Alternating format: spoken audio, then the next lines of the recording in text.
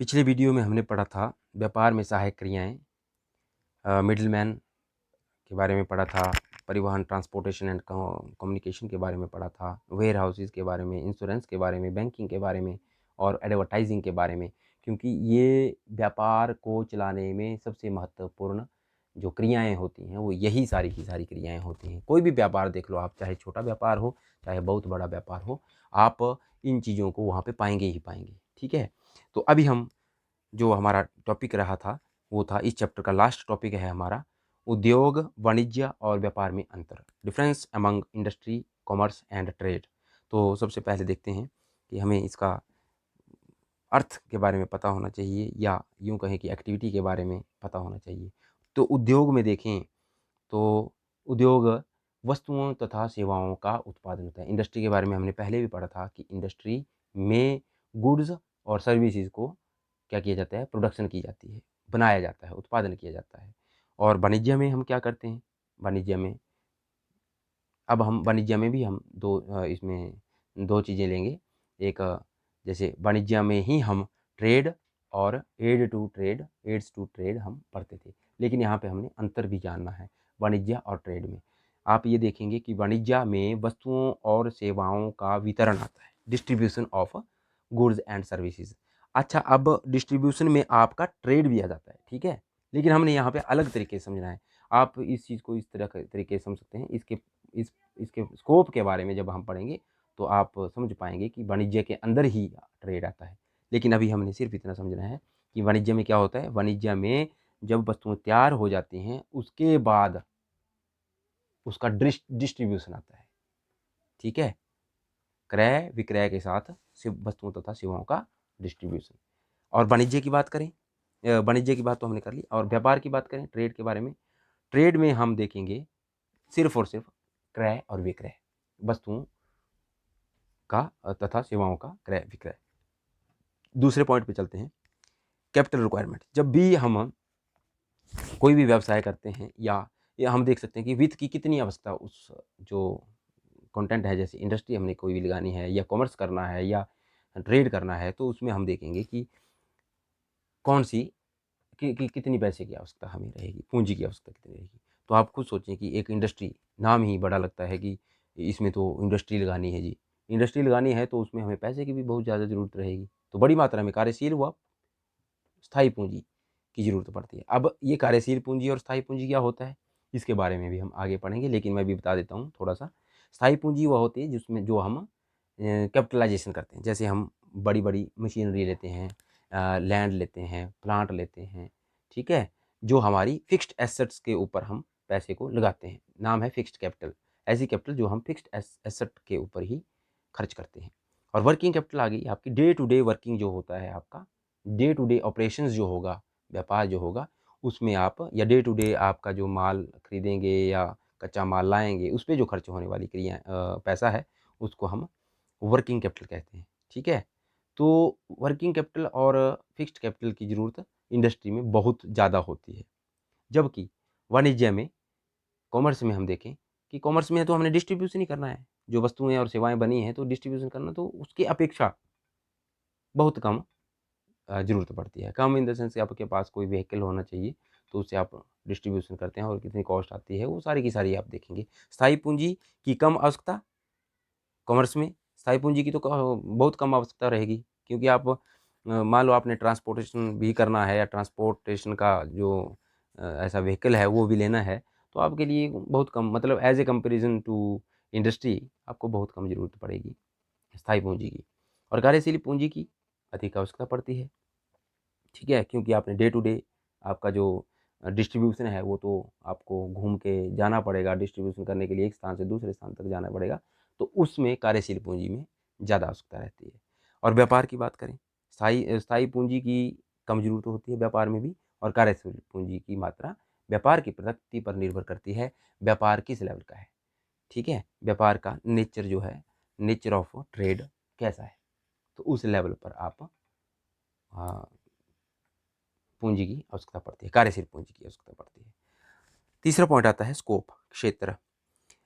उद्योग के अंतर्गत जो हमारा प्राइमरी, सेकेंडरी और टर्सरी या यूँ कहें कि प्राथमिक, गौण व सेवा उद्योग सम्मिलित किए जाते हैं। हमने पढ़ा था इंडस्ट्री के बारे में भी, कौन-कौन सी इंडस्ट्री थी, प्राइमरी, सेकेंडरी और टर्शरी। टर्शरी में भी हमने पढ़ा था सेवा क्षेत्र आता था। तो ये सारे के सारे 3 इसमें स्कोप हैं, ठीक है। तो वाणिज्य में देखें, इसके अंतर्गत ट्रेड और aid to trade, auxiliary to trade सम्मिलित किया जाता है। अब ये स्कोप के बारे में हमने पढ़ा। व्यापार जो वाणिज्य है उसमें ट्रेड भी इंक्लूड है और एड्स टू ट्रेड भी। जब भी हम बात करेंगे वाणिज्य के बारे में तो हम ट्रेड के बारे में भी बात करेंगे और एड और ऑक्सिलरी टू ट्रेड्स के बारे में भी बात करेंगे, जैसे व्यापार में सहायक क्रियाओं के बारे में भी बात करेंगे। और व्यापार में इसके अंतर्गत, व्यापार के अंतर्गत देसी और विदेशी व्यापार, होम एंड फॉरेन ट्रेड सम्मिलित है। इसके बारे में हमने पिछले वीडियो में पढ़ लिया था। क्रिएशन ऑफ यूटिलिटी, उपयोगिता सृजन। अब ये उपयोगिता सृजन क्या होता है?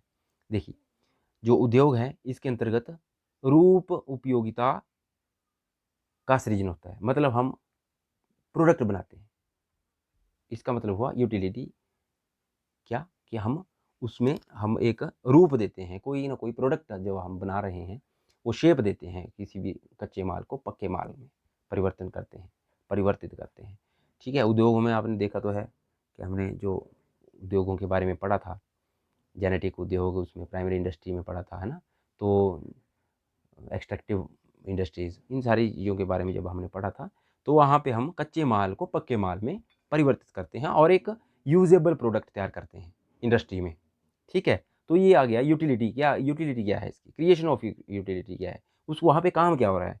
तो उद्योग में क्या काम होता है, प्रोडक्ट को बनाया जाता है। सृजन कौन सा सृजन, रूप किया जाता है, फॉर्म यूटिलिटी होती है कि कोई ना कोई रूप दिया जाता है उसका। और वाणिज्य की बात करें, इसके अंतर्गत स्थान व समय उपयोगिता। देखो, हमने सारी की सारी जो चीज़ें पढ़ी थी इसमें, जो एड्स टू ट्रेड जो थी वो सारी की सारी इसमें आ जाएंगी। जैसे इसके अंतर्गत स्थान व समय उपयोगिता, प्लेस एंड टाइम यूटिलिटी का सृजन किया जाता है। इसके अतिरिक्त इसमें व्यापार द्वारा पैदा की जाने वाली स्वामित्व उपयोगिता, पोजेसन यूटिलिटी, पोजेसन मतलब स्वामित्व को भी सम्मिलित किया जाता है, क्योंकि व्यापार वाणिज्य का ही अंग है, ठीक है। तो इसमें तो हम क्या करते हैं, एड्स टू ट्रेड की बात भी करते हैं और ट्रेड की बारे में भी बात करते हैं। ट्रेड में आपको पता है कि स्वामित्व उपयोगिता का क्रिएशन होती है, स्वामी जो होता है वो उसमें मुख्य रहता है। ट्रेड में देखें, ट्रेड में इसके अंतर्गत स्वामित्व उपयोगिता, पोजेसन यूटिलिटी का सृजन क्रय विक्रय के माध्यम से किया जा सकता है। पोजेसन होता है, जैसे आपने जब भी किसी वस्तु को आप सेल या परचेज कर रहे हैं होते हैं तो वो वस्तु आपकी हो जाती है। जैसे मान लो मैंने कोई सामान खरीदा किसी से, तो मैंने उसको पैसे दिए और मैं जो मैंने वस्तु खरीदी मैं उसका स्वामी बन गया। इसका मतलब है कि वो कैसा, पोजेसन हुआ, पोजेसन यूटिलिटी हुई, उपयोगिता कैसी सृजन हुई, पोजेसन का। और पोजेसन मतलब स्वामित्व का, वो अधिकार आ गया मेरा उस वस्तु के ऊपर, ठीक है। तो ये हुआ ट्रेड में। और जबकि एड टू ट्रेड में, एड्स टू ट्रेड, इसमें कॉमर्स में देखा जाए तो पोजेसन भी होता है, साथ साथ में प्लेस एंड टाइम यूटिलिटी का भी सृजन होता है। जैसे एक स्थान से दूसरे स्थान तक वो वस्तु पहुंचाई जाती है। जैसे मैंने मान लो कोई किसी वस्तु का ऑर्डर दिया और वो मुझे वस्तु वहाँ से मेरे पास आ गई, तो ये प्लेस एंड टाइम, ठीक है, पोजेसन का भी आता है। तो ये हमारा इसमें फोर्थ पॉइंट था। और एक और पॉइंट की बात कर रहा था मैं, तो फिफ्थ पॉइंट है जोखिम तत्व, रिस्क एलिमेंट। देखो, इंडस्ट्री में सबसे अधिक जोखिम निहित होता है। क्यों होता है? क्योंकि वहाँ पे आप जो प्रोडक्ट बना रहे होते हैं, तो सबसे पहली बात तो है कि वहाँ पे कितना प्रॉब्लम होगी कि प्रोडक्ट अगर कंज्यूमर या कस्टमर्स के अनुरूप नहीं बना, या समय को देखते देखते नहीं बना, समय को देखते हुए, तो या ओल्ड उसमें रहा, तो उसमें या लोगों का टेस्ट कुछ और हो गया, तो उसमें बहुत ज़्यादा जोखिम रहता है। क्योंकि आपके पास जो इंस्ट्रूमेंट हैं, जो मशीन्स हैं, जो प्लांट्स हैं, जो फैक्ट्री आपने लगाई है, वो उसमें जो आप मटेरियल तैयार कर रहे हैं, हो सकता है वो ज़्यादा लंबे समय तक ना चले। तो इसमें रिस्क ज़्यादा रहता है, बहुत ज़्यादा रिस्क है। जबकि वाणिज्य में क्या है, अपेक्षाकृत उद्योगों के उसमें अपेक्षा कम जोखिम निहित रहता है। और जो ट्रेड है उसमें तो जोखिम है ही कहाँ, क्योंकि आपने क्रय विक्रय ही तो करना है, सिर्फ थोड़ा सा बहुत कम जोखिम निहित होता है ना। तो सिक्स्थ है हमारे पास एक दूसरे पर निर्भरता, म्यूचुअल डिपेंडेंस। हम बात करते हैं उद्योग की, तो उद्योग में वाणिज्य और व्यापार दोनों किस पर निर्भर रहते हैं? उद्योग पर निर्भर रहते हैं। एक दूसरे पर निर्भरता पॉइंट ही ऐसा है ना कि जो उद्योग हैं वो व्यापार और वाणिज्य के ऊपर निर्भर रहते हैं, और जो हमारा वाणिज्य है, वाणिज्य व्यापार के बिना संभव नहीं है, क्योंकि व्यापार इसका ही एक प्रमुख अंग है।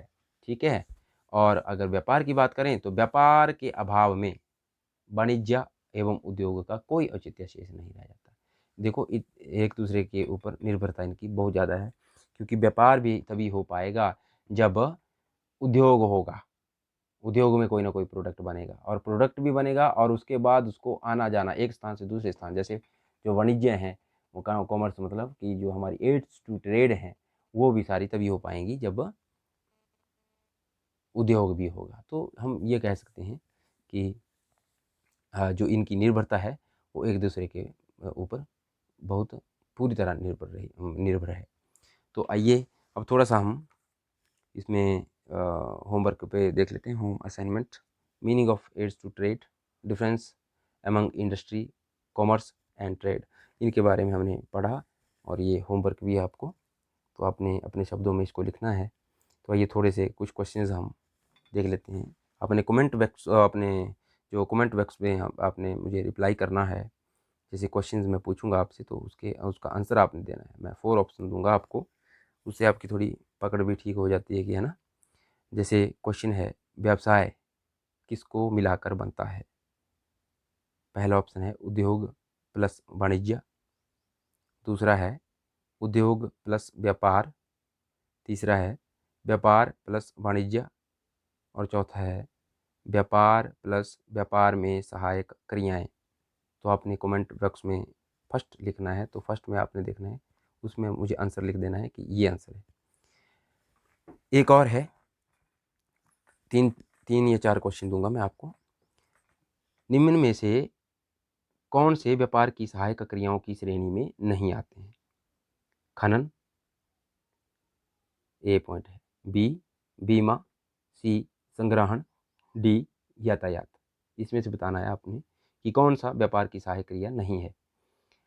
थर्ड आ गया, जो बहुत इंपॉर्टेंट क्वेश्चन है, निम्न में से क्या जेनेरिक उद्योग की श्रेणी में नहीं आता? जेनेरिक उद्योग इंडस्ट्री में नहीं आता है। इन चारों में से आपने बताना है। ए पॉइंट है पशुपालन, बी है खनन, सी है मुर्गी पालन, डी है पौधारोपण। इनमें से आपने मुझे बताना है कि कौन सा जेनेरिक उद्योग की श्रेणी में नहीं आता है। ठीक है, अब एक और है क्वेश्चन, रूप उपयोगिता। अभी हमने डिस्कस किया, इस जो डिफरेंस है इसमें हमने पढ़ा कि जो फॉर्म यूटिलिटी है वो कौन करता है, का सृजन निम्न में से कौन करता है? क्या उद्योग करता है, वाणिज्य करता है, व्यापार करता है, या इनमें से कोई नहीं? तो ये इनके आंसर आपने मुझे कमेंट बॉक्स में भेजने हैं, फिर मैं देख लूँगा आपको। और नेक्स्ट वीडियो में हम अगला चैप्टर पढ़ेंगे, व्यावसायिक जोखिम, प्रकृति एवं कारण, business risk, nature and cause. तो ये सारे के सारे हमारे 2 चैप्टर लगभग कंप्लीट हो गए हैं। आशा करता हूँ कि आप इसको अच्छे तरीके से समझ पा रहे होंगे। बार बार आपने सुनना है इसको, और बार बार समझना है, लिखने का प्रयास करना है।